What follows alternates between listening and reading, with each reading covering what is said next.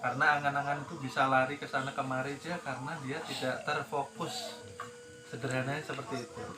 Kalau kita sekarang sudah terfokus ke napas, diharapkan kesadaran kita bangkit untuk yaitu tadi melihat Tuhan di dalam sholat kita.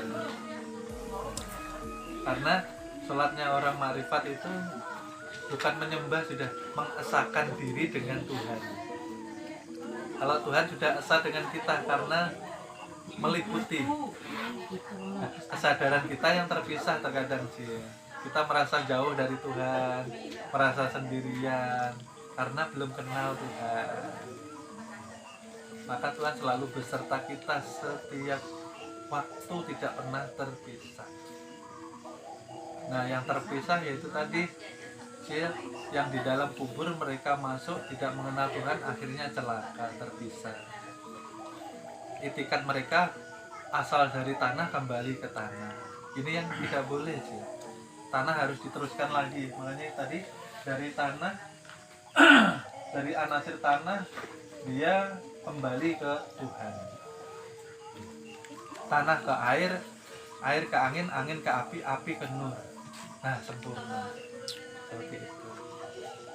Oleh sebab itu jangan sampai jasad kita hancur lebur di kubur. Kasihan sih ya.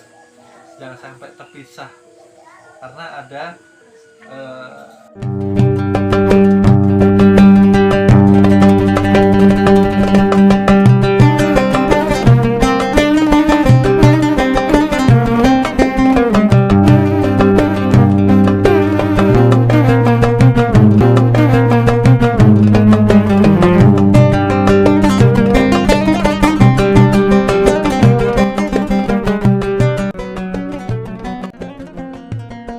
Tuhan meminta kepada kita, ketika nanti engkau kembali wahai manusia, wahai hambaku, kembalilah dengan keadaan bersih dan suci seperti ketika engkau dilahirkan dahulu di awal-awal kejadian.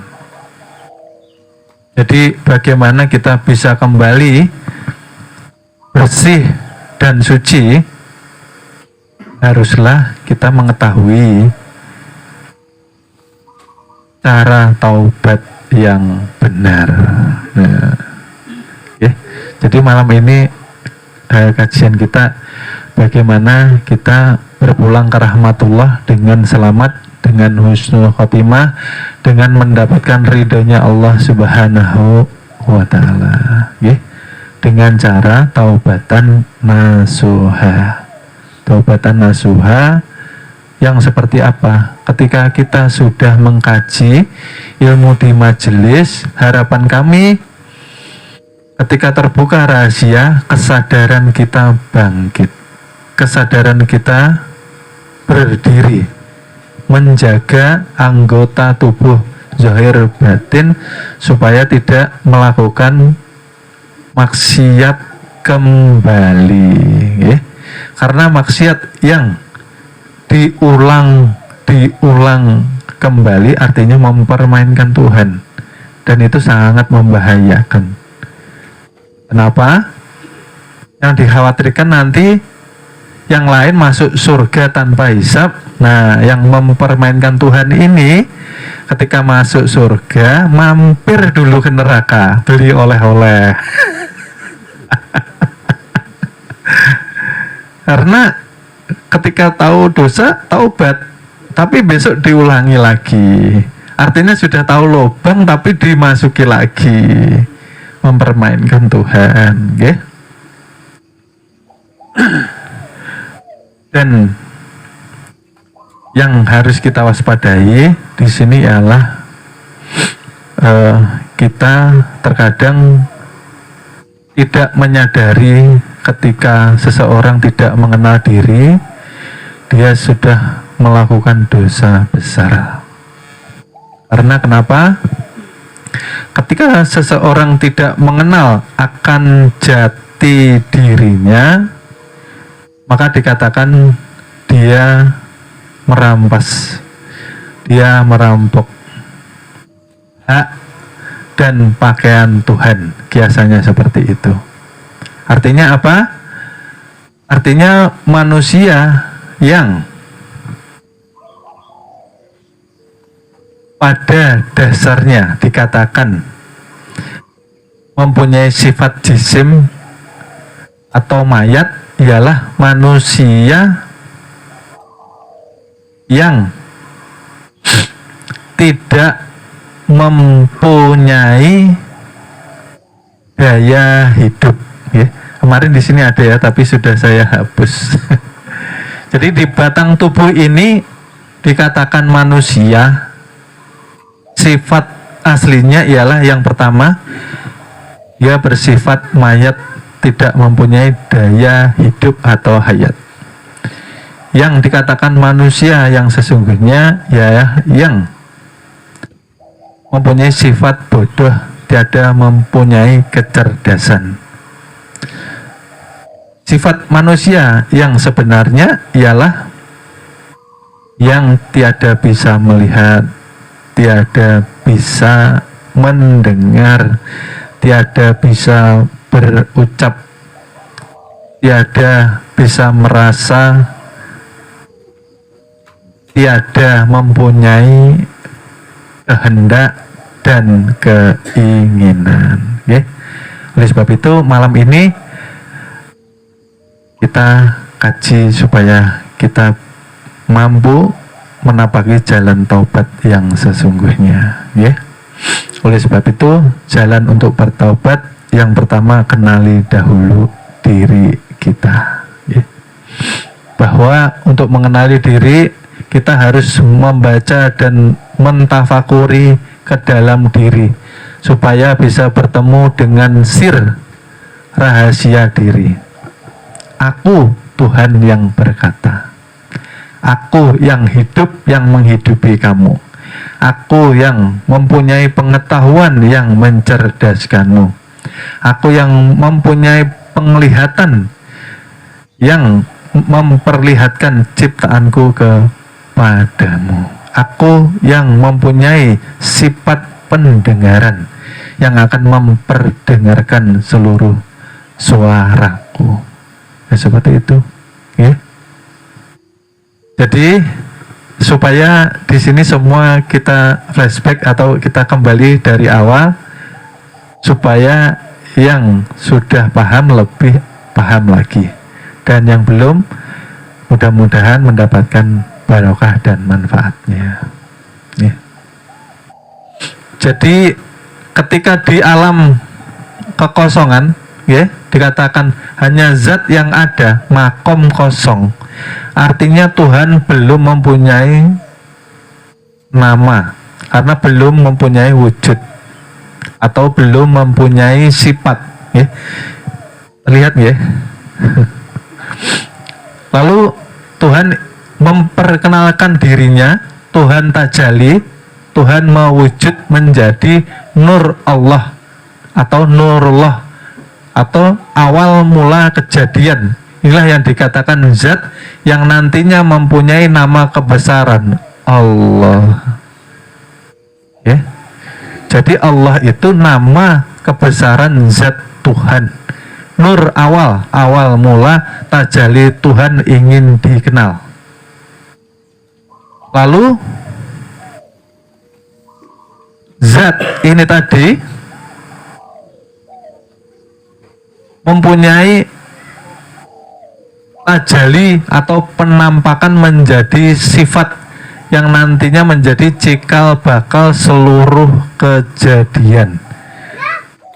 Dikatakan tak insani atau dikatakan juga Nur Muhammad, ya. Jadi Bapak Ibu harus paham di sini dasarnya, ya, bahwa Allah dan Muhammad satu jua, hakikatnya esa, ya.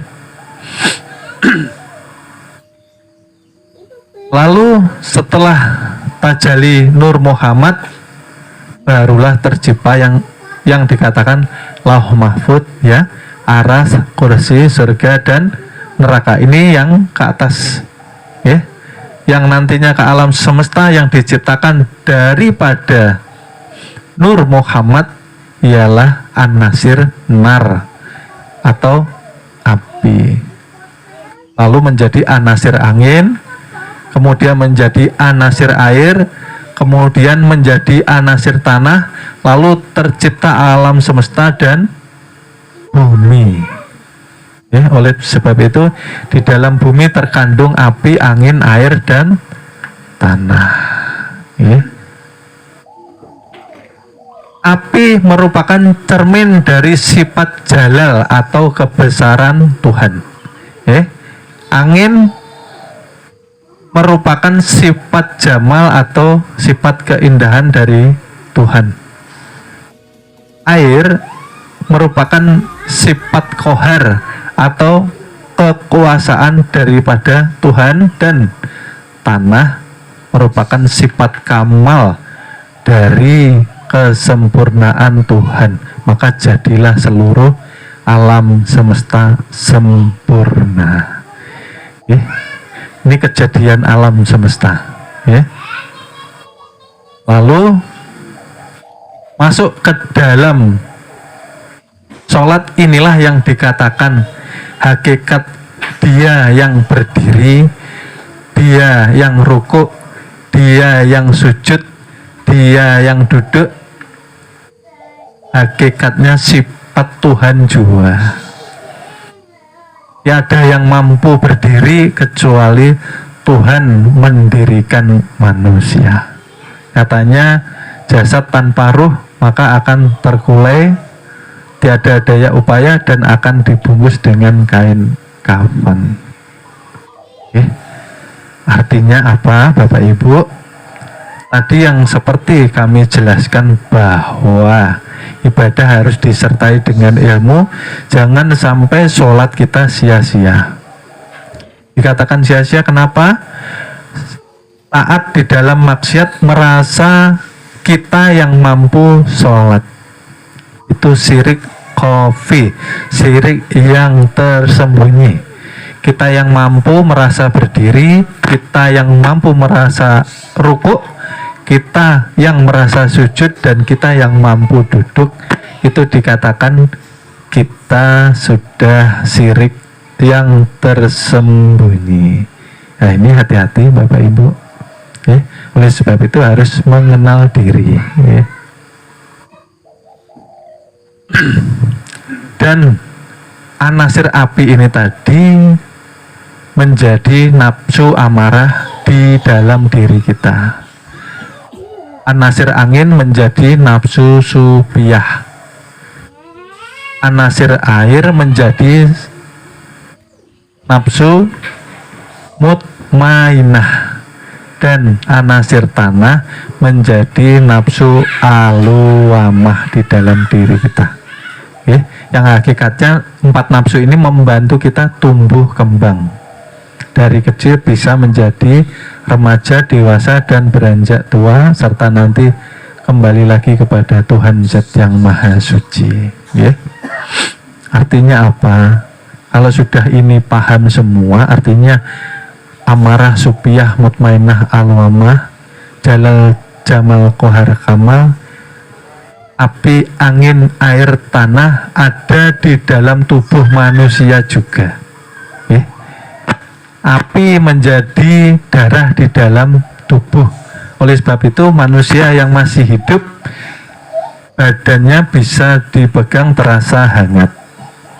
Kalau yang biasa memandikan jenazah, sudah dingin ya, tidak ada hangat-hangatnya. Itu merupakan gambaran api yang mengalir menjadi darah. Kemana darah hilangnya? Menguap, hilang. Angin menjadi napas di tubuh kita. Air menjadi air rasa di badan kita. Dan tanah menjadi batang tubuh di.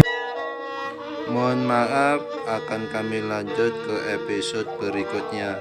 Terima kasih.